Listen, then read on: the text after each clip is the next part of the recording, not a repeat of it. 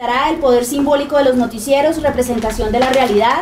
Su nombre es Ángela María Borges Oviedo, de la Universidad de Manizales. La segunda ponencia es Degeneração político-opinativa, cómo una postura reprobable de formadores da opinión pública contribuye antidemocráticamente. Es Caio Vinícius Lins Assuerson, de la Universidad Federal de Pernambuco. La tercera ponencia, estrategias discursivas y representaciones sociales en torno al enemigo político en Colombia durante 2003, las columnas de opinión del presidente José Obdulio Gaviria, por Alba Delgado, de la Universidad de Buenos Aires, Argentina. Y la última ponencia, marcos interpretativos textuales, una mirada a la reelección presidencial inmediata en Colombia, en la revista Semana, por Andrés Yepes, de la Pontificia Universidad Javeriana en Bogotá.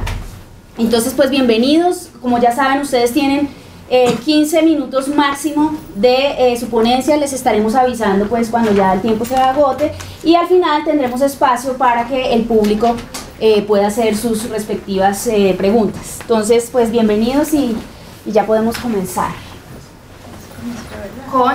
con Ángela María Borges.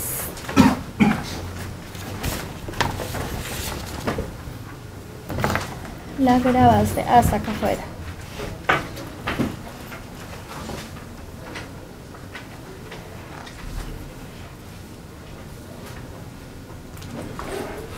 Bueno, buenas tardes. La ponencia se llama El poder simbólico de los noticieros, representación de la realidad. La ponencia surge del proyecto de investigación que actualmente estoy desarrollando, avalado por la Universidad de Manizales y con coincidencias en la modalidad de jóvenes investigadores. El proyecto de investigación se llama El poder simbólico que ejercen los noticieros comerciales de Colombia, reconocidos como RCN, Caracol y Noticias 1, para representar la realidad de la corrupción política entre las audiencias de Manizales Caldas.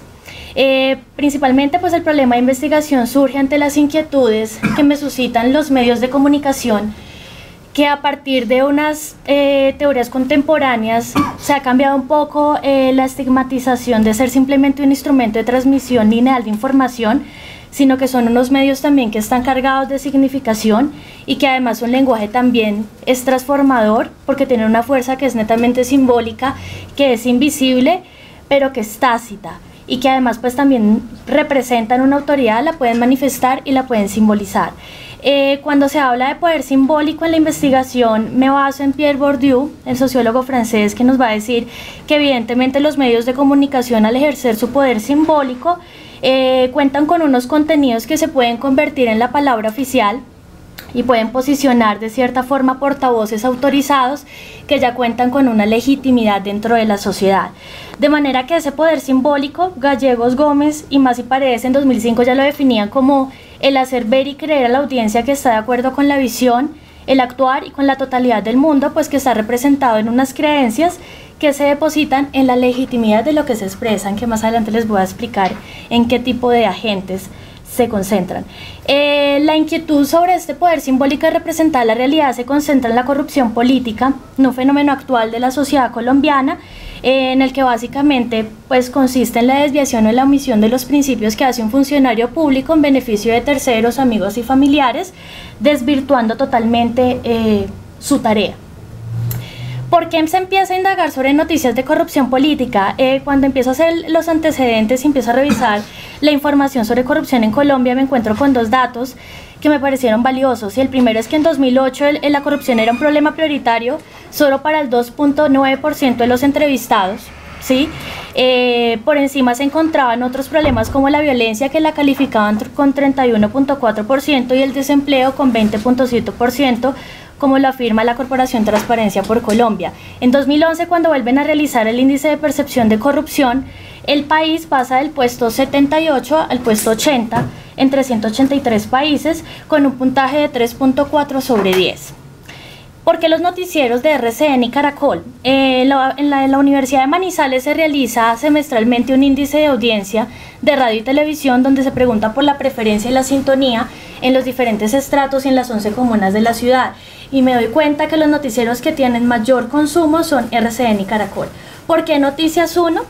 Tiene trayectoria y reconocimiento a nivel nacional por ser de periodismo y pues dedicarse al periodismo investigativo. Ha merecido premios por ser uno de los mejores noticieros nacionales y también por el interés que llama la atención realmente saber si tiene una construcción de agenda propia y si realmente son tan independientes, entonces para hacer el contraste. El diseño del problema de investigación básicamente consta de 3 categorías de análisis. Con base en Pierre Bourdieu se construyen los instrumentos simbólicos, donde me interesa revisar quiénes son los agentes, si dominantes, dominados. Me interesa también revisar la parte periodística, ya con características netamente de televisión, cuál es la sección del noticiero donde se presentan esos contenidos de corrupción política, en qué género se está presentando, en qué orden se está presentando esta información de corrupción política dentro del volumen de información del noticiero, etc.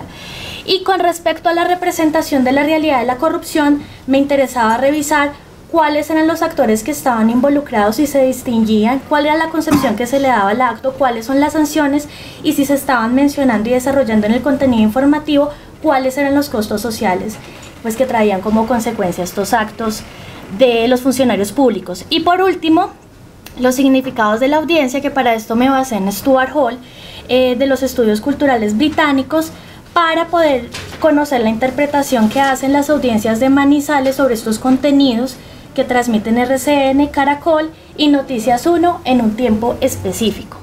De esta forma yo les voy a explicar unos resultados preliminares que se realizaron al 28 de julio de 2012, porque todavía estoy en proceso de realización del proyecto. Para esto tuve que realizar un inventario de noticias sobre corrupción política. Desde el 15 de febrero de 2012 hasta el 15 de junio de 2012 se tuvieron en cuenta todas las secciones de los 3 noticieros de domingo a domingo. Luego se llevó a cabo la primera etapa, que tiene que ver con el análisis de la producción técnica de las noticias, como les mostré en la categoría de análisis, y una segunda etapa de las que también les voy a mostrar resultados preliminares, que es el análisis de la representación de la realidad de la corrupción política, para revisar cómo realmente esta información empieza a cobrar sentido y de cierta forma un sentido simbólico dentro de la audiencia. ¿Qué encuentro? Cuando realizo el inventario de noticias se encuentran 199 noticias de diferentes temáticas. Cuando se empieza a realizar el inventario para seleccionar los casos específicos, encuentro que el tema de la crisis financiera de los hospitales en Bogotá y el carrusel de la contratación tienen gran cubrimiento y volumen dentro de todas las temáticas desarrolladas. Estas noticias la encuentro el primer caso con 17 noticias y el segundo con 46 noticias, entre el 21 de marzo y el 8 de mayo de 2012. De esta forma yo les voy a presentar, como les mencionaba, unos resultados preliminares que se aplicaron a 10 noticias distribuidas de la siguiente forma: 4 notas que corresponden a RCN, 4 notas que corresponden a Caracol y 2 notas que corresponden a Noticias 1. De esta forma, en los resultados relacionados con la primera etapa, que tiene relación con la producción técnica de la noticia, se encuentra que entre 2 y 4 fuentes de información se emplean en el desarrollo de esta información. Prevalecen fuentes institucionales, como es el caso de Guillermo Jaramillo, secretario de Salud, Gustavo Petro, actual alcalde de Bogotá, y Carlos Hernando Liscano, por ejemplo, gerente del Hospital de Medicine, también de la capital, con respecto a la crisis de los hospitales aquí. En cuanto a los testimonios, dentro de las 10 noticias se encuentra que en 3 casos aparecieron testimonios de las víctimas. Y con respecto a las fuentes documentales, todo lo que tiene que ver con archivos, con resultados, en Noticias 1 utilizan 2 de estas fuentes, como fueron los informes de la Fiscalía General de la Nación y del Cuerpo Técnico de Investigación, CTI. Con respecto a los géneros periodísticos, la mayoría de la información se concentra en reportajes, en informes. También encontramos en RCN breves, como es el caso de la sección de la cosa política, y encontramos también colas, información convertidas en colas, que es el conjunto de imágenes editadas, donde va acompañada pues por la voz del periodista o del presentador, como en el caso de Noticias Caracol, con una noticia relacionada con Inocencio Meléndez, el subdirector de jurídico del Instituto de Desarrollo Urbano IDU, pues que ha sido destituido por el carrusel de la contratación en Bogotá. Con respecto al bloque informativo, la mayoría de la información evidentemente se transmite en bloques. Se entendió el bloque como la concentración de información que se separa por franjas comerciales. Como les hablaba ahora, hay una breve en la sección de la cosa política reconocida como sección como tal. Y en cuanto a la transmisión de la información, la difusión de estos casos de corrupción política, en el caso de Noticias 1, en el primer bloque informativo se ve que transmiten estos casos, mientras que RCN y Caracol, por ejemplo, lo presentan en el segundo y en el tercer bloque, y en el caso de Caracol entre el primero, el tercero y el último. En cuanto a la jerarquización, pues que tiene que ver con el orden y con la prioridad que le da el noticiero a esta información, se encuentra que RCN transmite estas noticias en los lugares número 3, 8 y 15, Caracol lo hace en el segundo, en el quinto y en el 41, y Noticias 1 lo hacen en el segundo y en el sexto lugar con respecto a la demás información. En cuanto al contexto que se le brinda a la audiencia, como los antecedentes o un espacio o tiempo concreto con respecto a estos casos que les acabo de mencionar, 3 notas de Noticias Caracol lo hacen, una de Noticias RCN y una de Noticias 1. En total, 5 de las 10 noticias ofrecen contexto. Y ya por último, con respecto a la representación de la realidad de la corrupción política, es evidente que hay unos agentes y unos actores involucrados que sí son reconocidos, como el caso de Samuel Moreno Rojas, el exalcalde de Bogotá, la Junta Directiva del Hospital de Meissen y los demás agentes como los primos Nule, Miguel Ángel Morales Ruiz, Contralor de Bogotá, pues que están relacionados con el carrusel de la contratación. En cuanto a la concepción del acto, el significado del acto, lo que va inmerso tanto para la fuente como para el periodista, 3 de los 10 testimonios en las noticias se derivan de fuentes institucionales. Y en cuanto a los costos sociales, que ya tiene que ver con las consecuencias de estos casos, se ve que en 6 de las 10 noticias se realizan. Entonces encontramos que en 5 ocasiones son los periodistas los que definen las consecuencias de estos casos de corrupción y en un caso lo hace una fuente institucional como es el secretario de Salud de Bogotá. Y por último, en cuanto a las sanciones, encontramos que en 6 noticias se presentan las sanciones por estos actos de corrupción política. Los periodistas los desarrollan en 4 notas, mientras que una fuente institucional lo hace en una noticia y también un agente involucrado también habla sobre la propia sanción que espera ser sometido por su caso. Y bueno, y ya para finalizar, con respecto a las conclusiones, las quise dividir como en estas categorías de análisis principal para concluir con representación de realidad. Es evidente que los noticieros de televisión pueden llegar a crear dinámicas sobre lo que se puede hablar y también puede llegar a posicionar ciertos agentes como dominantes que gozan de ciertas características. A partir, obviamente, como les digo, de estos resultados preliminares vale y es fundamental el reconocimiento de un agente como un noticiero concebido como una institución en donde goza de un capital cultural, entendido como el nivel educativo ya posicionado, un capital económico del medio y también un capital simbólico como el reconocimiento, la posición o el estatus que ya ocupa en la sociedad.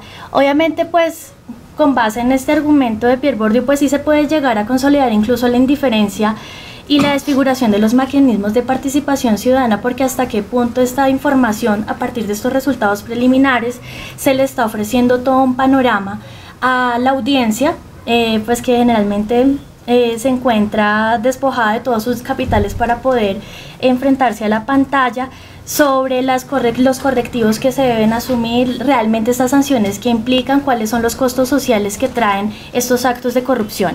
En cuanto a la producción técnica de la noticia, se ve que hay una preocupación en los medios por posicionar un nuevo relato periodístico, por ejemplo en el caso de la cosa política, los matices, el color, los gestos, por ejemplo los adjetivos que se están utilizando, también dan cuenta de una nueva forma de periodismo, si se pudiera decir así, donde lo que interesa más es entretener y espectacularizar la información que si realmente informar.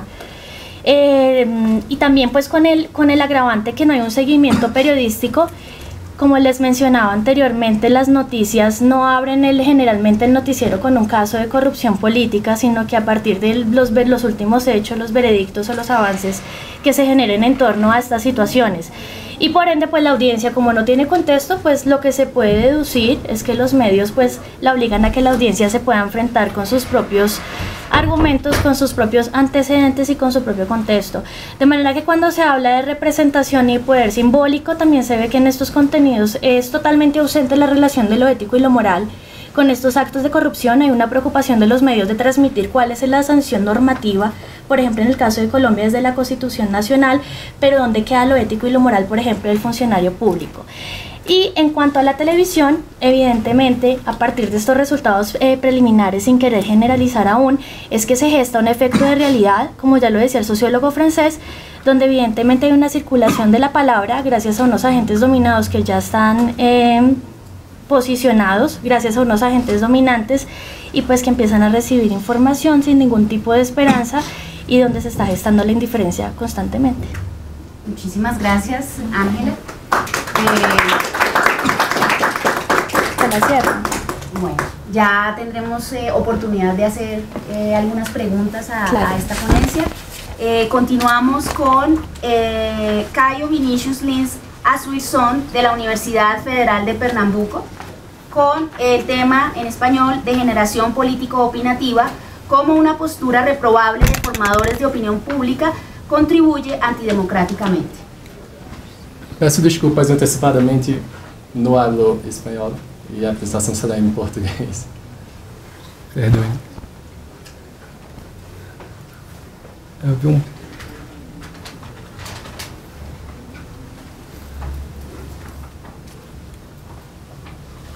vi um problema com a cor do slide, mas eu espero que não confunda-nos, ok? Posso começar? Sim. Sim? Noite. Esse trabalho tem como objetivo demonstrar em dois casos detalhados na América Latina em que a postura da falta de ética nos meios de comunicação social contribuíram para enfraquecer a democracia nos seus estados soberanos.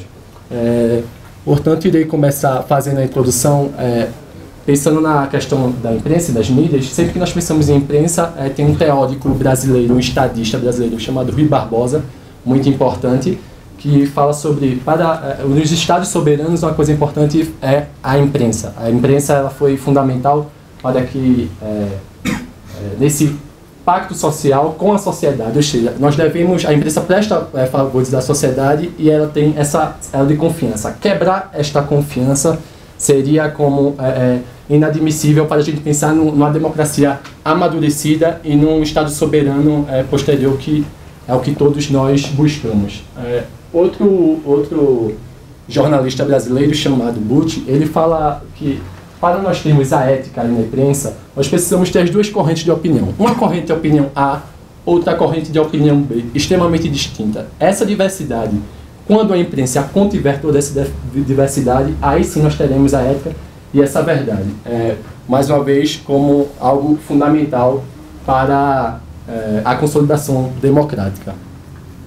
Aprofundando um pouco na teoria sobre a ética na imprensa, é recorrente o trabalho de Lambert em Committed Journalism, a Ethic of the Professional. Ele fala bem, se aprofunda nessas duas correntes. A teleológica, que diz que o profissional jornalista deve se antever a sua notícia e pensar principalmente, compreender o cenário e pensar no bem, mas do corpo social.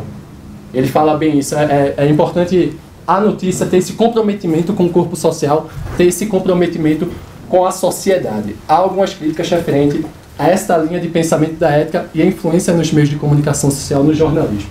A segunda, a deontológica, fala do filósofo Kant, que fala que principalmente essa questão do pensamento da notícia deve ser excluída, na necessidade do resultado. Devemos principalmente valorizar a verdade. A verdade é mais importante do que o resultado, ou seja, temos a verdade e não importando o resultado, nós devemos manter e reafirmar a verdade e não simplesmente pensar nas soluções. A gente pode fazer um paralelo com o debate sociológico a respeito de etnocentrismo e relativismo cultural, e encontramos no jornalismo talvez que essa seja a postura mais sensata, seria o meio termo. Perfeito? Então, dando caminho nessa questão da ética e da postura dos jornalistas, nós pegamos dois casos. Peço mais uma vez desculpa parece que deu um problema aqui na coloração, mas dois casos importantes da falta de ética na mídia e como interferiu nas democracias de seus países. O primeiro foi aqui no Brasil, em 1989. Foi a primeira eleição brasileira vinda da ditadura militar, a primeira votação direta. A indústria de entretenimento estava extremamente fortalecida, em ascensão no Brasil, e surgiu um candidato chamado Fernando Collor de Mello, que tem um tipo jovial, carismático. Esse candidato atraiu a atenção da mídia corporativa e viram nele talvez um aliado para defender os seus interesses. A situação eleitoral, a situação sociológica no Brasil era bastante particular, porque mais ou menos um pouco metade dos eleitores do Brasil eram jovens de menos de 30 anos, e eram primeiras eleições com o voto dos analfabetos, e estudos acadêmicos revelaram que o perfil de eleitor que era mais adaptável à manipulação da mídia era o eleitor que se via na figura de Fernando Collor de Mello, o candidato midiático.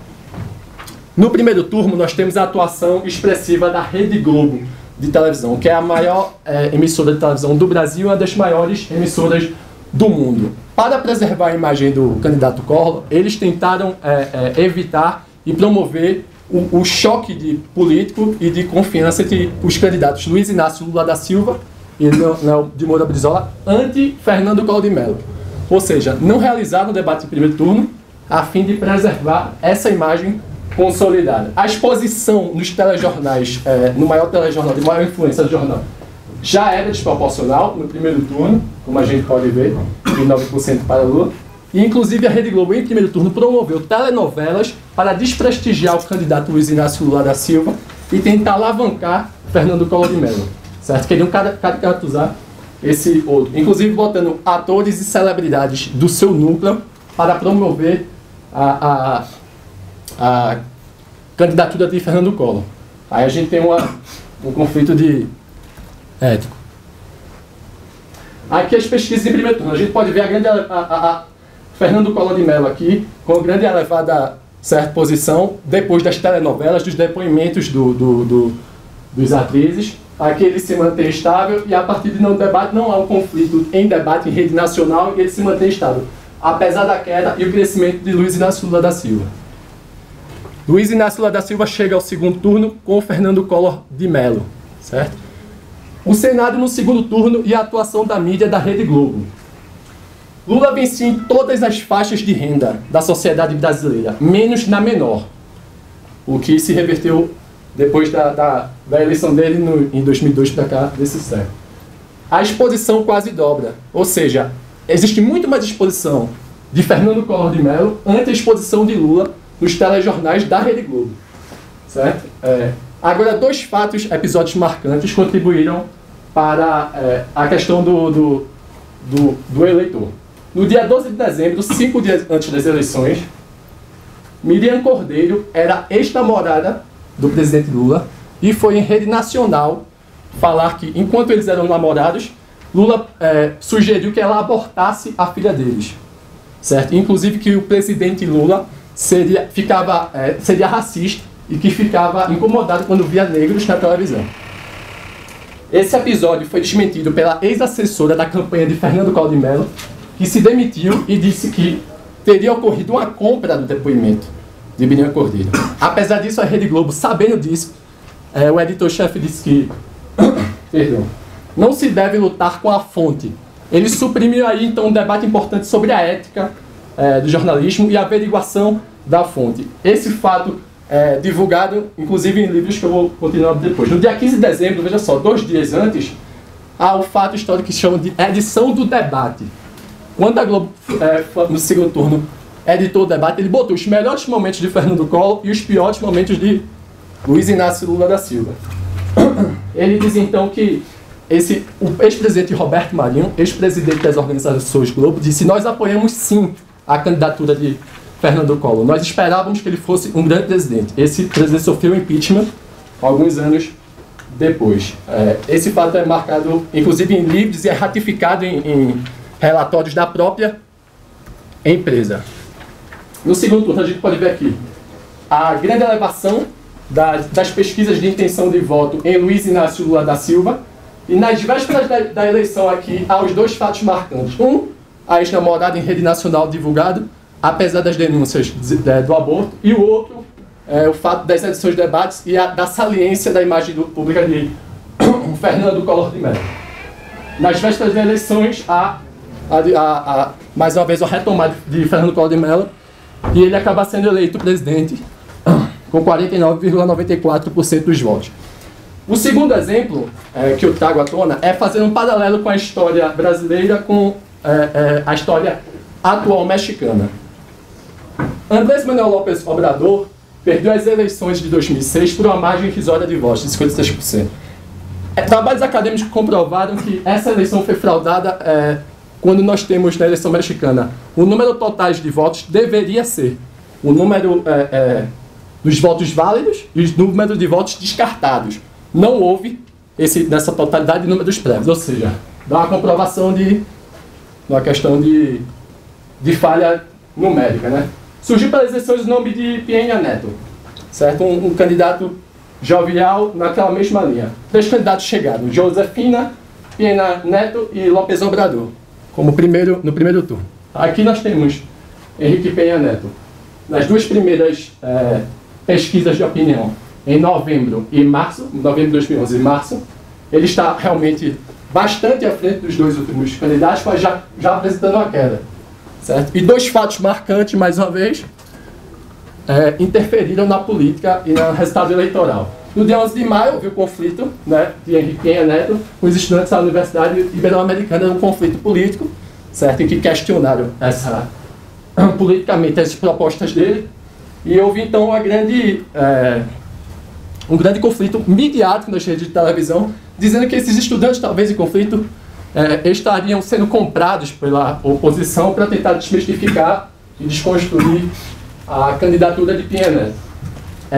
Os estudantes reivindicam, dizendo que não houve a exibição em rede nacional dos debates, e apenas local das maiores redes de televisão, que é a Azteca e a Televisa, que ocupam 95%, certo? A cobertura tendenciosa em favor dele, os fatos de torcida. Ganhou as coisas, então, movimento, e eu sou 132, ok? No México. Aí as pesquisas, depois desse todo movimento social, naturalmente os votos, nós podemos observar, que recaíram sobre López Obrador, que teria para si a ideia de um candidato de esquerda e representante das reivindicações de esquerda, certo? 38% uma grande queda e uma grande ascensão de López Obrador. A partir disso, vemos aí o trabalho da mídia em tentar construir, mais uma vez, a ideia de Henrique de Peña Neto, certo? Que diz a mídia mexicana e as denúncias. A desconstrução, além de construir a ideia em telenovelas do personagem, fazendo um paralelo, mais uma vez, com a ponte, com o Fernando Collor de Mello no Brasil, nós temos a desconstrução de López Obrador, certo? Em diversos programas humorísticos, há uma ridicularização do candidato Obrador, como se fosse um candidato fraco e incompetente para até ser eleito presidente do Brasil. Do México, perdão. A mídia, claro, se defendeu dizendo que a sua atuação seria isonômica e neutra, ou seja, o tratamento igual para todos os candidatos mexicanos, certo? E em denúncias, do de outubro no The Guardian, foi publicado pelo jornal The Guardian, cópias de e-mails de um ex-funcionário da rede Azteca, em que ele está da compra aí da relação promíscua do PRI, o partido de Peña Neto, que ocupou praticamente o século XX todo, no México, e as redes de televisão. Nesse comprometimento estava a ideia de desconstruir a imagem de López Obrador desde 2006, ou seja, caluniando ele. Desde 2006, e aí favorecer a imagem de um candidato incorporado como Henrique Peña Neto. Certo? Esses e-mails. Também as denúncias do Washington Post. Pesquisadores e observadores internacionais, foi publicado que eles viram fraudes e compras de votos na zona rural, distribuição de cartão de crédito para supermercado e fraude nas urnas eletrônicas, nas urnas eleitorais mexicanas, certo? O relatório dos observadores internacionais é prestigioso, né, porque é da Aliança Cívica, um órgão das Nações Unidas, e a eleição mexicana termina com a vitória de Peña Neto com 38% dos votos. A eleição foi no dia 1º de julho desse ano, né, o atual presidente mexicano. O controle civil e a aplicação democrática, concluímos assim. A ideia desse trabalho acadêmico é justamente favorecer e apontar a opinião de que o controle civil público não é censura, né? Nas democracias mais frágeis, nós temos a ideia de que o controle civil é um ato de censura prévia na imprensa. Mas, enfim... Sim, o controle civil público nas democracias frágeis é um ato de censura, mas a gente vê que não. Que que o controle civil público é você dar ao povo nada mais do que o direito a garantir as suas liberdades e das minorias.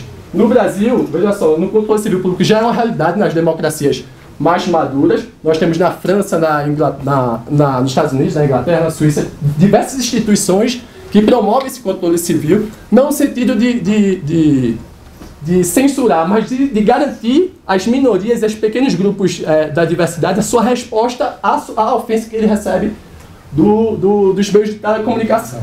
A conquista do direito de resposta é algo extremamente importante, como no Brasil as grandes corporações e os grupos mais conservadores consideram que a conquista do direito de resposta é algo, enfim, que fira a liberdade, mas nós vemos que não. Que a conquista do direito de resposta para as democracias frágeis é um grande avanço, uma grande conquista, certo? E terminamos por dizer que a necessidade de ampliação do controle civil público para consolidar a democracia, para que a democracia seja consolidada, como nas democracias maduras, mas nas democracias latinas recentes, como esses dois casos da opinião brasileira y mexicana. ¿Okay? Muchas gracias. Muchas gracias. Nuevamente las preguntas al final. Nuestra siguiente ponente es Alba Delgado de la Universidad de Buenos Aires y presentará el tema Estrategias discursivas y representaciones sociales en torno al enemigo político en Colombia durante 2003, las columnas de opinión del hombre del presidente José Obdulio Gaviria. Buenas tardes, ¿tenés de pronto marcador? ¿No? No, no pero... importa, no, todo bien, así, no importa. Buenas tardes, mi ponencia tiene como título Estrategias discursivas y representaciones sociales en torno a la construcción del enemigo político en Colombia durante 2003, las columnas de opinión del hombre del presidente. Esta acepción del hombre del presidente sobre José Obdulio Gaviria la tomo de una nota en referencia a la nota de la Dirección del Tiempo en respuesta a una carta del lector y cito nota. Gaviria ha colaborado ocasionalmente en estas páginas. Se trata en efecto de un asesor del presidente Uribe y así aparece identificado cuando escribe. Nos ha parecido de interés para los lectores conocer de cuando en vez las opiniones del hombre del presidente. Bien, con eso quisiera empezar. Lo que hemos tratado con este trabajo es de aproximarnos a una especie de topología, como una especie de terreno discursivo del uribismo en Colombia, y esa topología se conforma por diferentes polos de narración, y lo que venimos acá a trabajar es precisamente como un fragmento de ese polo de narración. Ese es como un marco general del proyecto de investigación que estoy desarrollando en el doctorado, y que este trabajo es como una de las primeras uno de los informes preliminares que se están haciendo como fragmento precisamente de ese polo de narración, de ese, por llamar, Jan Fey en los lenguajes totalitarios lo llama como topología. Entonces, para darles como una imagen más o menos, es como un terreno discursivo en el que se cruzan diferentes polos de narración y se va configurando lo que he venido a denominar y que ustedes deben conocer como el uribismo. Y quisiera aclarar un poco qué considero como uribismo. Para mi trabajo, uribismo es la expresión semiótica discursiva de una corriente política desarrollada por diferentes actores, grupos e instituciones, centrada en la figura del expresidente de Colombia, Álvaro Uribe Vélez, durante 2002, 2006, 2010, y la política que fue eje de sus gobiernos de defensa y seguridad democrática. Bien. Lo que tratamos con este trabajo, lo que estoy tratando con este trabajo es de presentar las diferentes estrategias discursivas y representaciones sociales de diferentes participantes, y en estos participantes yo me trato de centrar en cómo se configura el enemigo político. El marco teórico y metodológico se inscribe en los postulados de la lingüística crítica, cuyos precursores son Hoche y Kress y Trieu, que son más como de una escuela de West Anglia, en donde trabajan que más o menos la idea de esta escuela es que toda lengua provee a sus usuarios de un poderoso conjunto para clasificar el mundo, y que esas selecciones o selecciones léxicas tienen un carácter ideológico. Entonces, para yo trabajar el discurso político, más sin embargo estoy trabajando columnas de opinión, es fundamental empezar a pensar como desde esta línea de la lingüística crítica, cómo se va configurando esa topología discursiva. Entonces, ¿a qué llamamos esto se suma a los postulados de Valentín Voloshinov sobre el signo ideológico? Entonces, ¿qué tratamos de estudiar en las columnas de opinión de José Obdulio Gaviria, el hombre del presidente durante 2003, año del referendo? Las categorizaciones y algunos cambios de valor de diferentes signos ideológicos.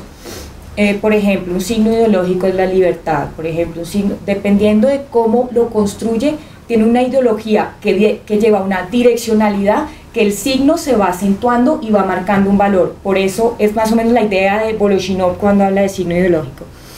Y al estudiar esas categorizaciones y esos cambios de valor de signos que se presentan en las columnas de José Obdulio, vamos a tomar la cuestión de los paradigmas de disputa, que son como las opciones disponibles para poder clasificar o categorizar, que siempre tienen una connotación ideológica. Una cosa es una cosa es un marco jurídico o político para una lucha contra el terrorismo, y otra cosa es un marco jurídico y político para un conflicto armado de carácter interno. No sé si más o menos queda clara la cuestión. Entonces también llamamos la atención sobre la categorización de actores, procesos, qué actores construimos, si son activos o son pasivos, qué acciones realizan, qué procesos realizan, cuáles son los sucesos que se construyen, y en ese contexto, qué identidades o qué alteridades se construyen. Eso es como grosso modo. La metodología quizá la pueden ver un poco mejor en la ponencia. Yo quisiera concentrarme un poco en los resultados, tanto las aproximaciones teóricas como ese tipo de cosas las pueden ver ahí. Entonces, el primer resultado como fundamental es cuando examinamos las columnas de opinión durante 2003 de José Obdulio, que fueron aproximadamente 5 columnas, es que se construye el enemigo político en diferentes niveles. El primer nivel va a ser el nivel institucional, que cubre todo lo que son contralorías, personerías, partidos políticos. Por ejemplo, en la construcción de un ellos, en oposición a ellos, cuando se construye el enemigo en el nivel institucional, tenemos como enemigos, por ejemplo, la indisciplina fiscal y los directorios políticos. La indisciplina fiscal ha sido contenida y atajada. Los directorios políticos se les ha aguado la fiesta. Y, por ejemplo, los cuerpos colegiados, ministerios, personerías, poder político clientelista, caciques, botaratas, gastan. Acá es fundamental diferenciar una cuestión. No solo es la construcción de los actores en estos niveles, sino que cada nivel, este es el primer nivel, el nivel institucional. Hay otro nivel que es el estatal militar. En el nivel institucional se incorpora, como que se despliega en un campo semántico particular y en varias temporalidades. Por ejemplo, este que les acabo de decir, el campo semántico es el del hundimiento y la temporalidad es pasado-presente, que eso es algo muy clásico en el discurso político. Estos son columnas de opinión, pero dado precisamente que es el hombre del presidente, tiene unas connotaciones ideológicas y políticas fundamentales. Y el otro campo semántico es el de la transformación presente-futuro. Como ustedes comprenderán, hay una situación de hundimiento que va a ser necesario transformarla, y en esas temporalidades es precisamente donde toda su argumentación y toda esa fuerza discursiva se va como a desplegar. Eso es como en el nivel institucional. En el nivel estatal militar, tenemos, por ejemplo, que se despliega también en el campo semántico de la transformación, y que simultáneamente ese campo semántico de la transformación se da en 3 signos, que son el crimen, la derrota y la guerra, que se inscriben en una temporalidad presente y futuro. Bien, hay otro nivel, hay unos actores que son los jueces, que se construyen como en una articulación, porque estos niveles, si bien son más como para graficar o ilustrar cómo se van realizando esas clasificaciones sociales, esa construcción discursiva del mundo social que hace José Obdulio, estos niveles no necesariamente están separados, los separé más para hacer para ilustrar un poco mejor, pero hay una figura que son los jueces que se construyen en los 2 niveles, que parece que se articulan, lo cual es peligroso, porque construir un actor institucional del sector, de la rama judicial, con connotaciones del campo estatal militar de crimen, derrota o guerra, o por lo menos al construirlo como cómplices de los enemigos políticos en el campo militar, los pone veladamente, porque ahí es donde está el juego ideológico, como objetivo militar. Eso es lo que da los resultados del análisis discursivo. Bien, resulta que en términos ideológicos, cuando los participantes se presentan como procesos, los de la lingüística crítica hablan de procesos participantes, tiene una connotación ideológica en el sentido que cuando el participante pasa a ser proceso puede ser fácilmente calificado, ¿sí?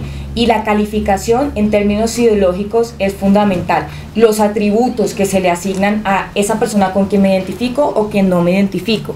Entonces, por ejemplo, los acontecimientos presentados en el nivel institucional como acciones de ellos son, como les decía, la indisciplina fiscal, el poder clientelista, el clientelismo, etc.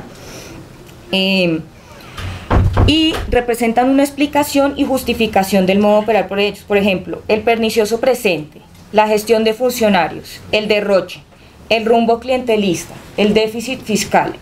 Todo esto son representaciones que van como que habilitando tanto una explicación como una justificación de lo que nosotros, construidos discursivamente, va a hacer o va a operar sobre ellos.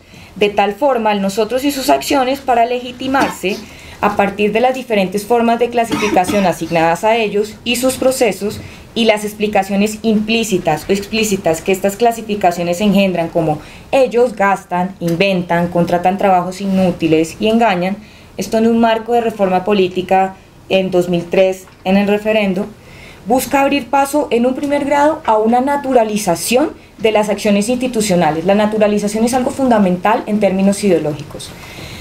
A una naturalización de las acciones institucionales que el uribismo lleva a cabo, acciones como contenerlos, atajarlos, bloquearlos, derrotarlos, corregirlos, ¿sí? Como que esa construcción de una u otra forma va abriendo paso y como que es una habilitación discursiva, y lo discursivo también es práctica, no es solo las palabras, como algunos pretenden que las palabras se las llevan el viento. No, lo discursivo es completamente performativo en el campo ideológico. Bueno, para esta escuela en la que yo me inscribo, ¿no? Bueno, esto como para darles una idea. Bien, los participantes se presentan como procesos participantes en el nivel estatal militar. Los acontecimientos presentados en el nivel estatal militar como acciones de ellos son el crimen, los asesinatos, los golpes del enemigo, la carnicería, la expresión del sadismo, etc. Y representan una explicación y justificación al modo de operar o enfrentarse a ellos. En este sentido, el nosotros y sus acciones busca legitimarse a partir de las diferentes formas de clasificación asignadas a ellos, y sus procesos y las explicaciones implícitas o explícitas que estas clasificaciones engendran. Humillan, torturan, disparan a quemarropa, fusilan, matan a sangre fría. Lo anterior busca abrir otra vez un paso a una naturalización de las acciones ejecutivas, legislativas, judiciales y militares que el uribismo lleva a cabo. Acciones como serán enfrentados, resistidos, derrotados, etc., cuyo contenido es constitutivamente bélico, dado que, de acuerdo con Gaviria, acá no hay un conflicto armado interno, sino una carnicería, la más cruda expresión del sadismo y la intolerancia humana, de acuerdo con el hombre del presidente. Entonces, de tal forma, y acá venimos con la cuestión del paradigma de disputa, de tal forma que las diferencias entre el proceso participante, carnicería y criminalidad desbordada, criminalidad aparece como proceso y habilita un atributo, desbordada. De ahí el juego ideológico. Como explicación y justificación explícita del uribismo al rescate militar de secuestrados, y un conflicto armado de carácter interno expuesto por el jefe de operaciones para América Latina y el Caribe del Comité Internacional de la Cruz Roja, Yves Giovannoni, marca cada clase comprensiva y sistemática diferencia en la manera de pensar sobre asuntos específicos, y se circunscribe a lo que hablábamos ahora de los paradigmas de disputa. Al negar la existencia del conflicto armado de carácter interno y prolongado y cambiar el valor de este signo ideológico por carnicería y criminalidad desbordada, se genera un doble movimiento discursivo y de sentido que hace el movimiento es como un tipo de solapamiento. El primer movimiento es que deshistoriza la naturaleza social y política del conflicto armado, social y armado, sus antecedentes agrarios, de acuerdo con Legrand, y su redimensionamiento a la luz de una degradación y exposición prolongada en el territorio colombiano, restringiendo el espacio político para construir salidas basadas en el diálogo y la negociación. Pero a la vez, y esto es paradójico, apunta a construir un modelo histórico propio, construyendo discursivamente su mundo social y la historia de este mundo social, una representación del pasado, propone en términos de Arnoux una representación del pasado, y estas columnas, al inscribirse en un relato más amplio, orientan de una manera u otra la actividad interpretativa de los sujetos. Bueno, esto como a manera general. Quisiera mostrar como uno de los resultados que nos llamó la atención, que son los otros participantes, que son los llamados yuppies del Ministerio de Hacienda, Planeación Nacional y Banco de la República. Si bien en las columnas de opinión no encontramos como actores neutrales, sí nos llamó la atención que este participante no se configura ni entre el ellos ni en el nosotros. Por ejemplo, José Obdulio Gaviria acepta a las acciones como contener, atajar y todo esto, pero en algunos momentos lanza como actos de habla normativos. Ustedes tienen que hacer esto, tienen que hacer esto, tienen que hacer esto. Entonces como que es muy confuso ubicar este actor. Bueno, nada, me queda un minuto. Solo quería como retomar una frase de Foucault, que al pensar que el propósito es de tratar de captar el enunciado en la estrechez y la singularidad de su acontecer, que hace que esos signos ideológicos tengan un anclaje en el imaginario social, que esas estrategias discursivas y esas representaciones sociales tengan ese anclaje en el imaginario social, y de determinar las condiciones de su existencia. O sea, hay unas condiciones de producción que son legítimas.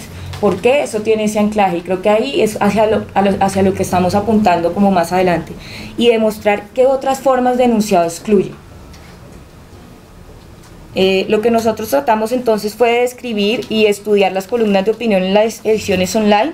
Hemos descrito la configuración del enemigo en diferentes niveles que son complementarios y articulados, pero que a la vez se tensionan, y que también tiene sus respectivas temporalidades y campos semánticos que arrojan diferentes categorizaciones. Por ejemplo, en las figuras o los objetos discursivos en el nivel estatal militar están en la figura del matón, del bandido, y ver cómo se van dando los cambios de los valores de los signos ideológicos.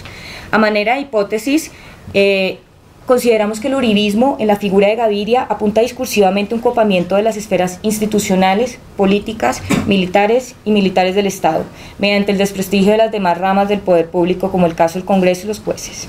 De tal forma, las categorizaciones y clasificaciones de participantes y procesos presentan una articulación que consideramos marcar una tendencia a homogenizar el enemigo político. Quizás en eso se han dado cuenta, el enemigo político. Hay veces que ustedes ven que la corrupción está tratada como terrorismo. Esa fue como una de las orientaciones que se empezó a ver, cómo se empiezan a articular esos dos niveles. Consideramos de manera preliminar, y con esto termino, que el uribismo como expresión semiótica discursiva de un movimiento político e ideológico apunta a configurar su propio lenguaje, y en este acto la clasificación e interpretación sobre determinadas situaciones políticas, institucionales y militares se orientan a delimitar y naturalizar esos modos permisibles de ser y pensar. Muchas gracias. Gracias, Ana. Y nuestro último ponente en esta sesión es Andrés Yepes, de la Universidad Javeriana de Bogotá, con la ponencia Marcos Interpretativos Textuales, una mirada a la reelección presidencial inmediata en Colombia, en la revista Semana.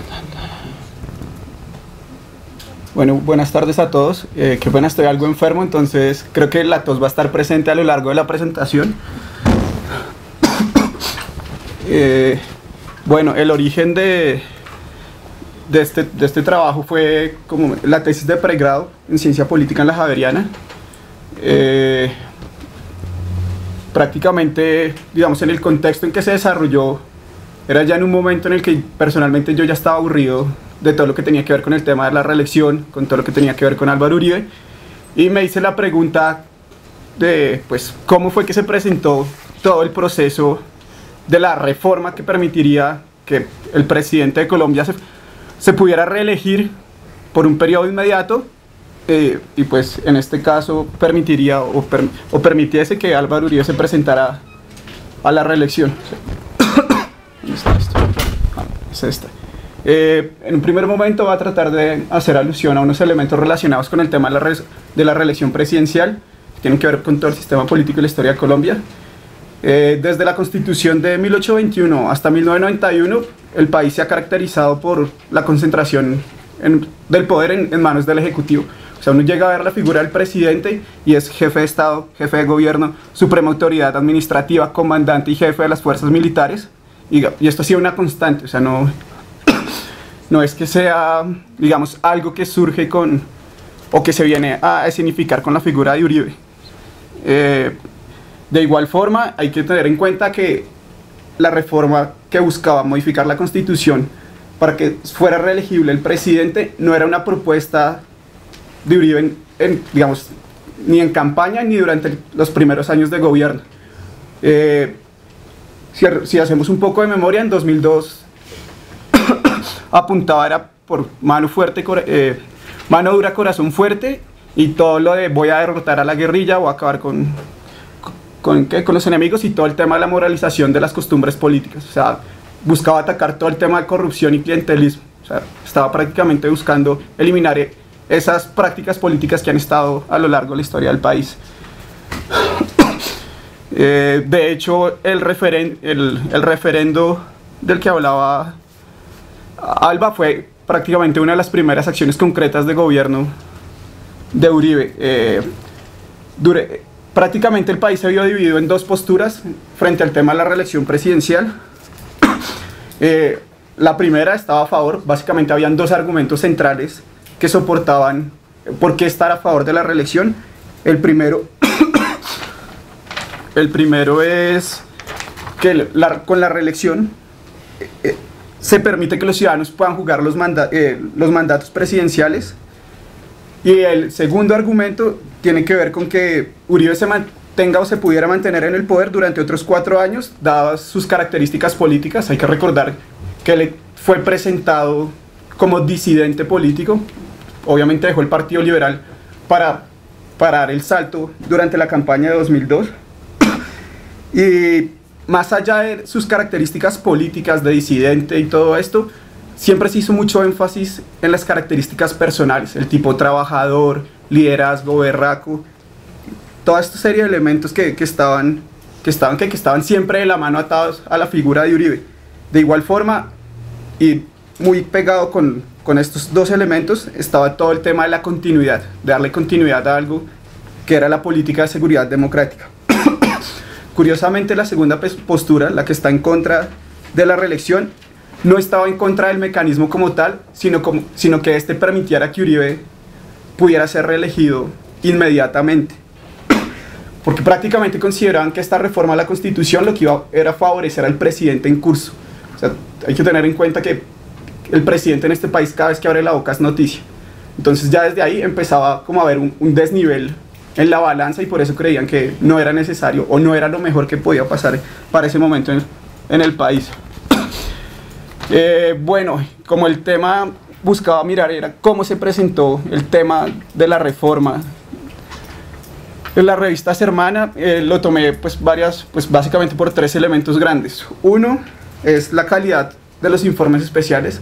Si bien Semana tiende a hacer especiales importantes sobre diferentes temas, durante algunos de los que puedo traer así como a colación fue el especial del TLC, de la parapolítica y pues sobre la reelección como tal, que es el tema que estoy tratando. El segundo elemento es, al comparar como con los otros medios de análisis y opinión, encontré que Semana prácticamente era el único que había. Hay que tener en cuenta que en ese momento Cambio estaba bajando su calidad informativa, y posteriormente por algunos problemas con cierta parte del uribismo y del poder político en el país terminó pues cerrado. Y el tercero es, digamos, algo muy, muy bonito que pues todavía aún creo que pasa, así sea muy difícil verlo a la hora de mirar la información, y es como todo ese discurso que tiene Semana, y es la lucha por la independencia. Para el análisis hice un rastreo importante de artículos. Prácticamente traté de buscar desde que inició Uribe su primer mandato hasta que se dio el fallo de la Corte, todo lo que estaba relacionado con el tema de la reelección y la figura del presidente Uribe, encontré que había información en 18 ediciones de la revista, habían 24 artículos directamente relacionados con el tema y la figura del presidente. La información se encontraba en la sección Nación Política, y el primero fue publicado el 28 de julio del 2003 y el último el 24 de octubre del 2005. Este es el especial que hizo semana tras el fallo de la Corte. El primer artículo fue publicado el 9 de febrero del 2004 y los últimos... estoy repitiendo esto. Qué pena. De hecho, el primer que... no me pase, no me salte esto. De hecho, el primer pronunciamiento oficial de gobierno fue a través de Noemí Sanín, en aquel entonces embajadora en España, y Fabio Echeverry. La fecha exacta fue el 9 de febrero del 2004, donde prácticamente plantearon la importancia de la reelección en la permanencia de Uribe en el poder y la continuidad de la política de seguridad democrática. Bueno, ya voy a entrar un poco con los aspectos teóricos. Prácticamente pues utilicé los marcos interpretativos textuales y los paquetes de significado para hacer el análisis en la medida que estos me permiten abordar la noticia en términos de texto e información. En este caso pues es muy concreto porque es algo, es la revista, es algo escrito. Entonces hice como algo muy operativo, que fue tomar la idea, pues el concepto de marco, que es la idea central que organiza y da significados a eventos relacionados con un tema, y los paquetes de significados son esas unidades interpretativas con una estructura interna que refuerzan un marco determinado y orientan la comprensión de un tema. Entonces, ¿qué fue lo que hice? Prácticamente al hacer la revisión encontré este marco, que era el problema que se identificaba, que los mandatos presidenciales en Colombia deben ser juzgados por los ciudadanos. Ya encontramos que ya es un argumento a favor a lo largo de toda la información en la revista. La causa de este problema es que la Constitución no permitía o no permite para ese entonces la reelección presidencial, y la solución que ofrece, digamos, al acercarme a las noticias, a la información presentada por semana, es que el acto legislativo por el cual se permite la reelección presidencial y por el que se reforma la Constitución debe ser aprobado para permitir que los ciudadanos juzguen los mandatos presidenciales, de modo que Uribe Vélez pueda presentarse para ser reelegido y los ciudadanos puedan juzgar su mandato mediante el voto. Entonces ya voy a empezar a explicar los elementos que llevan a soportar todo este marco. Son 5 paquetes. Voy a tratar de hacerlo un poco rápido. La idea acá era mostrar cuál era la información que presentaba la revista. El subrayado es mío, sobre todo para destacar esos elementos que llevan en últimas a reforzar la figura de Uribe Vélez, tanto en lo político como en lo personal. El primer paquete es: el presidente Uribe Vélez es un hombre trabajador y político diferente. Acá las citas de las revistas muestran los diferentes momentos. O sea, no es que sea en una sola revista que encontré esos elementos, sino son ejemplos. En la ponencia hay más. Uno de los primeros ejemplos, voy a hacer alusión solo a uno, que creo que todavía tengo algo de tiempo. Álvaro Uribe es el único presidente de América Latina que no lo quieren tumbar sino reelegir. El único país que tuvo la suerte de que esa frustración se canalizara hacia algo serio fue Colombia, hacia un hombre puritano, trabajador y conocedor del sistema político, un sistema que ha explorado en detalle como concejal, senador, alcalde, gobernador. Y a pesar de ser hijo de la clase política, Uribe se presentó como un disidente y coronó. Y eso es un milagro. En Colombia fue elegido como símbolo de la renovación política, un antipolítico que conoce como nadie la política. Uribe es el líder ideal para ser reelegido porque se ha preparado toda la vida para gobernar. O sea, esto es algo curioso porque ganó Santos y dijeron lo mismo. El segundo paquete es la lucha contra la corrupción y la politiquería. Es una característica del gobierno de Uribe Vélez. Esta fue una idea que viene desde campaña, o sea, y se mantuvo durante su primer mandato. Gran parte de la popularidad del presidente Uribe radica en la percepción generalizada de que este presidente, a diferencia de sus antecesores, estaba logrando gobernar sin cederles terrenos a los políticos. También es importante la visión que contra la politiquería. Bueno, esta cita es la explicación de por qué es importante ver esa lucha contra la politiquería y la corrupción, era una encuesta de Gallup. O sea, lo mostraban como el tercero, el primero era seguridad y el segundo, en este momento no me acuerdo. Pero era muy grande la presentación, no tengo las imágenes de la revista, pero era muy grande esta nota y por eso la traje acá. El tercer paquete es la política de seguridad, ha sido exitosa y ha dado resultados. Con la reelección se recuperará la continuidad, un elemento fundamental en políticas públicas. Antes de hacer referencia a estos elementos, obviamente todos los paquetes están conectados, o sea, no es que sea un paquete por un lado y los demás por el otro, están todos interconectados. ¿Y qué es lo que pasa ahí? Uno refuerza al otro, uno complementa al otro. No necesariamente tienen que estar todos en la misma línea argumentativa. O sea, algunas veces un paquete puede hacer sobrepeso en otro puede tener argumentos en contra del otro, pero en últimas, todos estos paquetes lo que llevan a reforzar es esa idea del marco. O sea, por eso es que pueden haber cosas positivas o negativas, como vamos a ver más adelante. Bueno, en este paquete, los elementos que encontré son los siguientes. Por eso quizás el mayor logro de Uribe en su primer año de gobierno es haber definido una estrategia de seguridad cuyo objetivo central no es perseguir al enemigo, sino proteger al ciudadano. Debido a los resultados en seguridad, el empresariado considera que es crucial garantizar la continuidad de la política actual. Pero el argumento que más alienta la idea de que el futuro es incierto sin Uribe tiene que ver con la seguridad. Dentro de esta lógica del éxito de la política, se ve atado a la permanencia del presidente en el poder, más cuando en palabras del propio mandatario, la culebra aún está viva. El cuarto paquete vuelve a traer elementos de paquetes anteriores. La corrupción y el clientelismo son prácticas que caracterizan la forma de hacer política en el país. Uribe Vélez las está utilizando con el propósito de sacar adelante el proyecto de la reelección, a pesar de que su discurso se haya caracterizado por estar en contra de estas. En estas citas prácticamente lo que se hace es justificar y legitimar el uso de Uribe de todo el servicio exterior como cuota para cuotas políticas. Si bien esto no es nuevo, pues sí va en contravía del discurso en el que iba a moralizar todas las costumbres políticas. Sin embargo, acá es importante destacar que se justifica y legitiman esas acciones en la medida que se busca es darle continuidad a una política. No es que se busque la permanencia de él en el poder. Entonces acá muestran esa información como de la historia de Colombia en los diferentes momentos se hacen alusión a eso. Voy a leer los subrayados ya así rápidamente. En sus propósitos de acabar con el clientelismo y las primeras leyes, las sacó sin repartir prebendas. Desde que se puso a andar el proyecto de la reelección inmediata, las cosas cambiaron. La costumbre de designar políticos o recomendados en la nómina del servicio exterior no es nueva. El gobierno de Uribe, como los de sus antecesores, ha utilizado el servicio diplomático para afianzar sus apoyos en política interna.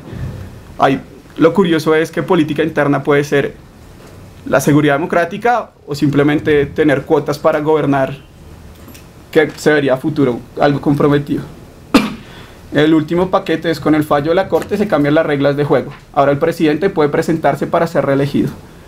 La reelección, si no es de periodos consecutivos, produce el estancamiento, pero no las ventajas de la continuidad.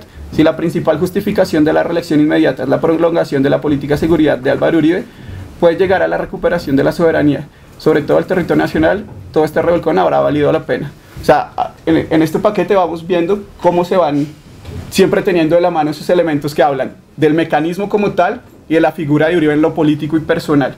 Bueno, me queda un minuto. Acá es prácticamente toda la información que tenía Semana iba de la mano con esa relación, pues en esa relación que era el mecanismo como tal y la figura del presidente. O sea, acá hay un recuento de las palabras que más se utilizaban en los diferentes artículos, y ya rápidamente voy a presentar los hallazgos que encontré, ya queda un poquito tiempo. El primero es que la posición de la revista Semana, así pues yo no lo quisiera creer, o después de haber hecho frente a la reelección, es que la información presentada tiende a apoyar la reelección, independientemente del mecanismo o de la figura del presidente.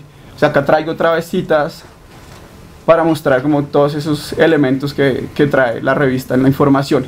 El segundo es: la revista Semana resalta la declarada lucha contra la corrupción y la politiquería por parte de Uribe y apoya con la información la consolidación de la imagen de un político diferente a los demás, el tercer hallazgo tiene que ver con que la revista presenta la importancia de la política de seguridad democrática, puesto que ha dado resultados exitosos en materia de seguridad. Bueno, con el tiempo nos dimos cuenta que los resultados en materia de seguridad eran más lengua que resultados reales. El cuarto es la información presentada por nuestra hermana, busca legitimar prácticas que se caracterizan por la forma de hacer política en Colombia y fueron utilizadas para sacar adelante el proceso, pues la reforma y todo lo que tenía que ver con la reelección presidencial, justificando acciones de gobierno. Y la quinta es la posición favorable de la revista frente al fallo, pues prácticamente se centraría en que la posibilidad de que los ciudadanos pudieran juzgar a los mandatarios y que Uribe pudiera ser reelegido. Hay un último elemento al que quiero hacer alusión, que son todos los artículos contextualizadores que presentó Semana. Si bien estos artículos se presentan en aras de buscar la objetividad que el mismo medio predica, en realidad fueron utilizados para no obstaculizar la posición a favor de la reelección. Acá prácticamente traen ejemplos de lo que pasó en América Latina, hablan de Perú y Argentina, y bueno, pues básicamente pues todo esto lo que pues, me llevó fue a darme cuenta cómo fue en realidad todo el proceso de la reforma constitucional y todo, y cómo operó esto en la revista Semana. Muchas gracias a todos. Realmente trabajos todos muy interesantes, cómo se libra la batalla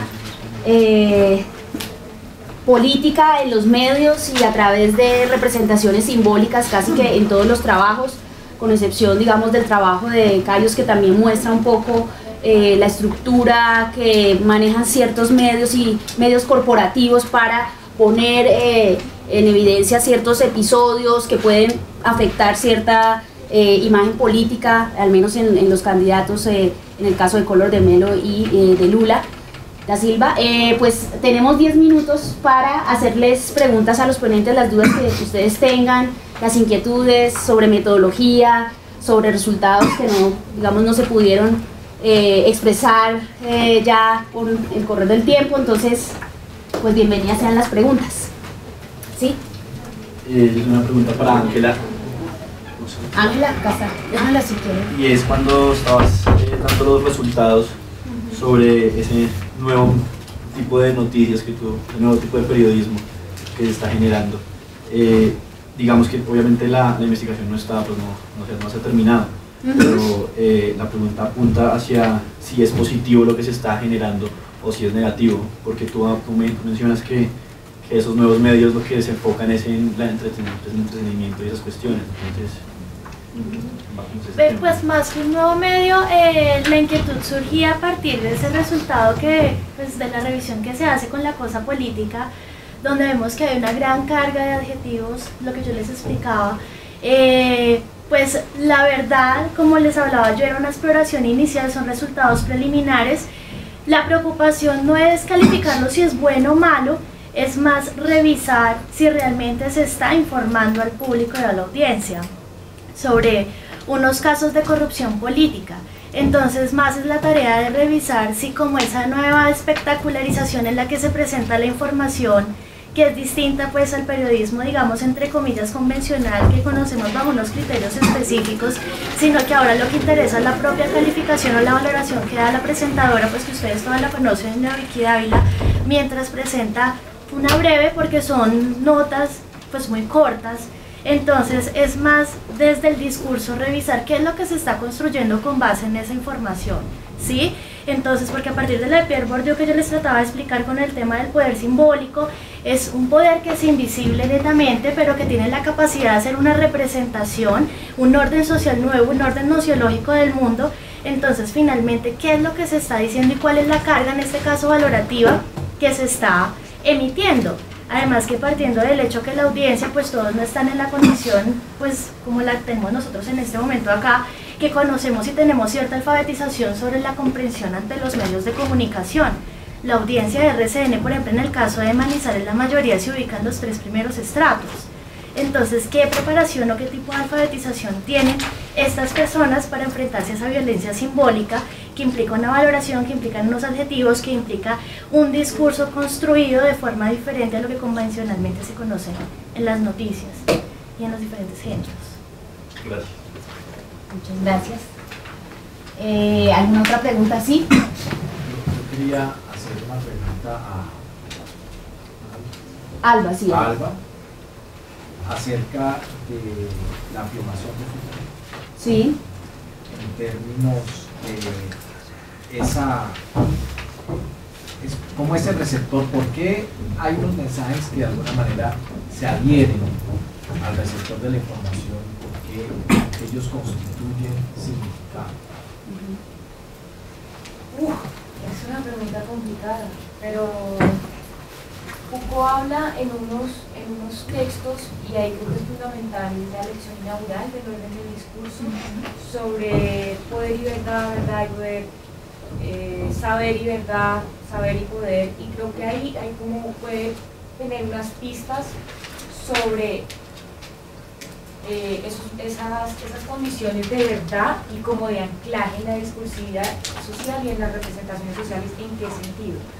Yo creo que se liga mucho al término de legitimidad, que eso ya entraría como en otros campos de explicación, pero creo que lo que propone cuando Foucault habla precisamente en el orden del discurso de ciertos órdenes de verdad. Hay muchas cosas que por eso casi nunca pensamos en verdad y mentira, sino que hay cosas que están más ligadas a la verosimilitud y que ni siquiera están ligadas a lo que podríamos pensar, entre unas comillas, con negrilla, de verdad, ¿sí? No siempre es si dijo la verdad o si dijo la mentira, sino qué condiciones de verdad viví. Creo que por ahí puede ser una pista.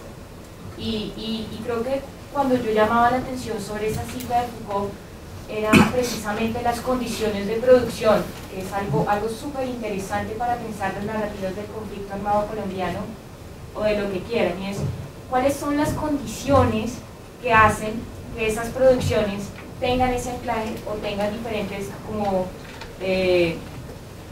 tengan como esos anclajes y esas ideologías, por ejemplo en un discurso tan mortífero como el uribismo, pueda tener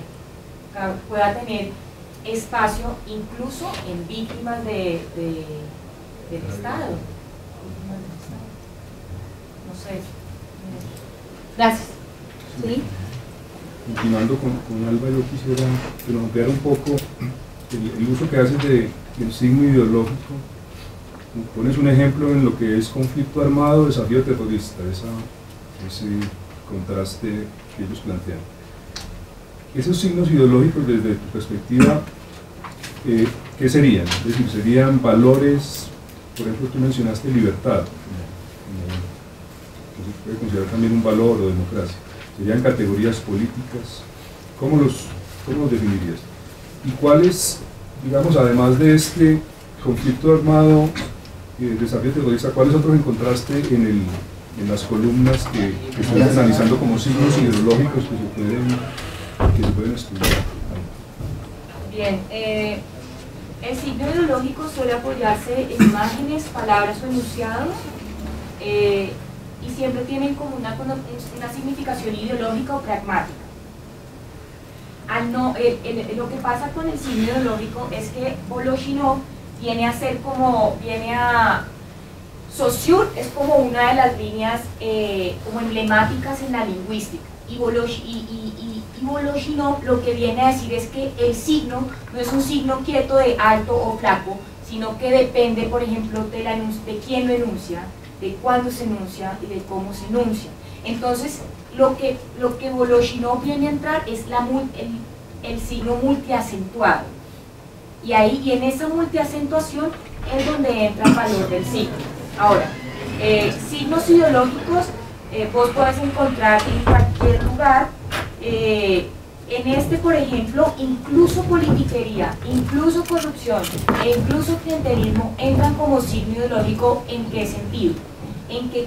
O sea, el signo no se hace solo, no es como que corrupción y ya, el signo hace parte de un campo semántico, como de todos los otros signos en los que se va relacionando y ahí está su acento. No sé si queda un poco claro. El signo no es solo en su emergencia, sino en su relación con otros signos, y ahí tiene su carácter ideológico. Entonces, por ejemplo, si ponemos una figura como José Obdulio Gaviria y él habla de corrupción en ciertos términos, en ciertos actores, ciertos procesos y ciertas construcciones lingüísticas o discursivas, y hablamos, por ejemplo, de un Robledo hablando de corrupción, el signo ideológico tiene diferentes direccionalidades, pero es en tanto su relación con otros signos, que creo que en eso no fue muy claro. Bien. ¿Alguna otra pregunta? Sí, yo tengo una pregunta para Ángela e indirectamente también para Alba, y es que uno ve en el caso de la televisión que básicamente la corrupción está atribuida a ciertos agentes. En la televisión es muy claro que la fuente de la corrupción es Samuel Moreno, la fuente de corrupción son los Nule. En el caso de, digamos, del uribismo como, no como movimiento político, sino como elemento discursivo, ¿no? Como campo discursivo, hay, digamos, ciertas, digamos que ya no se sale, ya no se aplica, digamos, la figura en sí, la que genera esta corrupción, sino que se habla ya de una cantidad de metáforas, la corrupción, la inseguridad, también en el caso tuyo, en el caso de del framing que hace con Pánico City. Entonces, tú encontraste algunos elementos en televisión que, digamos, fueran similares y que, digamos, recurrieran o saltaran ese nivel y superaran un poco el tema de la figura que inspira, pues la preocupación ahí principal cuando uno termina de revisar 199 noticias es que en promedio en Colombia diariamente hay 3 noticias de corrupción. Sí. ¿Cuál es su construcción? Ese es precisamente el debate, qué es lo que se está transmitiendo, y precisamente por eso, a partir de esa noción de poder simbólico y también de esa noción de representación, es revisar qué verdad, entre comillas la verdad, no la verdad ni lo falso, nada por el estilo, pero qué construcción de verdad es la que se le está vendiendo, si lo queremos decir así, a la audiencia. Que por eso era donde yo hacía tanto énfasis cuando este chico preguntaba. El tema de la alfabetización ahí es crucial, porque entonces, si bien hay unos agentes y unos actores que son los involucrados, que sabemos que son los corruptos porque llevan unos procesos, hasta qué punto se está también vendiendo una ideología, hasta qué punto se está vendiendo también un posicionamiento y un estatus de ciertas instituciones, como yo les mencionaba, aunque no tuve mucho tiempo para desarrollar ese concepto de agentes, que eso es finalmente lo que terminan siendo los medios. Unos agentes que son dominantes y lamentablemente una audiencia, pues que a pesar de ser activa porque ya hace una reconstrucción de interpretaciones, de significados de lo que consume, ella está al otro lado. Y está al otro lado y se tiene que enfrentar con su bagaje cultural y también con su posición, pues que está en cierta desventaja con el medio de comunicación. Ahora, ahí también el tema importante es que además de una construcción de verdad que se vende un orden social, se vende también la regularización, por ejemplo, ahora que hablaba también Alba, de la legitimidad precisamente de esas instituciones y también de esos procedimientos, y finalmente qué pasa entonces con la democracia, porque todo el tiempo se habla de corrupción en publicaciones impresas, en televisión, en radio, todo el tiempo en la internet, pero realmente ¿por qué es tan importante hablar de corrupción para un país como Colombia? Y también con antecedentes de investigaciones, bueno, que dicen que hay igual número de casos de investigaciones sobre corrupción como los números de procesados, pues con relación a los funcionarios públicos, y es finalmente la corrupción, decía la investigadora Marta Pérez, pasa a ser ya parte de la cultura. Entonces, ¿qué sucede? ¿Será porque los medios entonces ahí están informando o desinformando? Entonces ahí es donde yo voy en esa discusión, en ese proceso. Ustedes alcanzaron a ver en el diseño del problema de investigación la última parte, que son los significados de la audiencia. Esa parte la tengo pendiente, que es en la que me encuentro en este momento, realmente para revisar qué interpretación hacen las audiencias de Manizales de todos los estratos, de 18 a 60 años. La idea es realizar unos grupos focales donde se les puedan transmitir ciertos contenidos de los 3 noticieros sobre los casos específicos, para conocer cuáles son las lecturas que hace la audiencia. Si están de acuerdo con lo que le está emitiendo el medio, hablaríamos de una lectura preferida, o si empieza a negociar lo que ve porque se puede poner en algunas características, ahí podemos decir que hay una lectura de negociación, o si totalmente se opone a la idea y a la concepción de verdad y a la transformación también, o qué sé yo, a la definición de un grupo social específico, en este caso los agentes. entonces estaremos hablando de una lectura de oposición. Eso yo pensaría ahí que es como el gran reto que me sigue esperando. En el caso tuyo, Cayos, de la llamada deconstrucción ofensiva de los enemigos, ¿cómo se da eso? Digamos, yo lo que veía era básicamente como momentos muy estratégicos creados para desprestigiar al otro. Tú, digamos, indagaste en asuntos discursivos de esa información. ¿Sí? ¿Puede repetir y hablar más Sí. devagar? Sí, en el tema de construcción ofensiva digamos, del oponente. ¿Qué elementos allí discursivos encontraste tú para hablar de esa deconstrucción ofensiva que no fueran, digamos, los episodios estratégicos de diciembre antes de las elecciones, que, digamos, focalizaran la atención de la opinión pública en otros aspectos? Pois bem, a partir desse pressuposto da corrupção inética da mídia, além das ideias já bastante divulgadas, tanto no caso brasileiro quanto na mídia internacional mexicana, nos jornais prestigiados, The Guardian, The Washington Post, além de serem fatos ratificados pelas próprias organizações, não apenas assim, a autoafirmativa de que aquela postura seria assim, nós vestimos a camisa, como dizem no Brasil, recebemos essa postura desta falta de ética, entendeu? Então, além dessa construção social ser dos movimentos populares e o trabalho ter pego justamente, por exemplo, o Eu Sou 182, que veio e marco, uma fundamentação teórica, apesar dessa abstração toda, tem essa questão mais burocrática e mais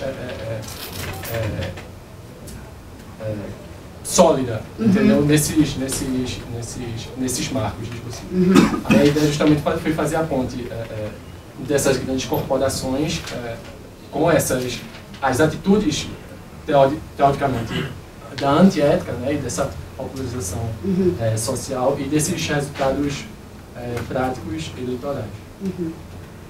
Bueno, gracias. ¿Alguna otra pregunta tengamos para sí? Mira, tú hablas de que es importante que la analizar la lectura que la audiencia hace de la noticia, pero a mí me parece también importante ahí anotar que ya esa opinión que genera el público no viene ya manipulada por el medio, dado a la forma en que presentan la noticia, la jerarquización que le dan a las mismas y la cantidad de información que nos presentan acerca de las respectivas noticias. Eso es precisamente lo que yo quiero revisar con esta categoría de análisis. Stuart Hall lo que va a proponer a través del modelo de codificación y decodificación son estos tipos de lecturas que yo les explicaba ahora, y es precisamente para revisar. La palabra influencia no me gusta porque siempre me parece que remite a efectos y a un modelo lineal de comunicación, pero de cierta forma es revisar cómo esos contenidos que ya tienen unas características especiales con las que han sido construidas, además que en un campo también con unas luchas simbólicas como es el periodismo, porque también es un periodista que construye la información y también un editor que selecciona cierta información, y un medio de comunicación como una institución que tiene sus propias luchas de rating, también de capital financiero y económico, que construye esa información. Esa es precisamente la tarea que me espera, y es revisar si realmente hay un impacto, si se quiere llamar así, de toda esa caracterización de la información que así dure 30 segundos está cargada de connotaciones de diferente tipo. Bueno, pues les agradecemos por su asistencia. Esperamos que estos días que comienzan sean para ustedes todos un deleite y podamos estar en contacto, intercambiar pues todos nuestros conocimientos, nuestra investigación. Y nos estamos viendo. Muchas gracias. Los invito a todos a que suban al piso de arriba, que vamos a tener un café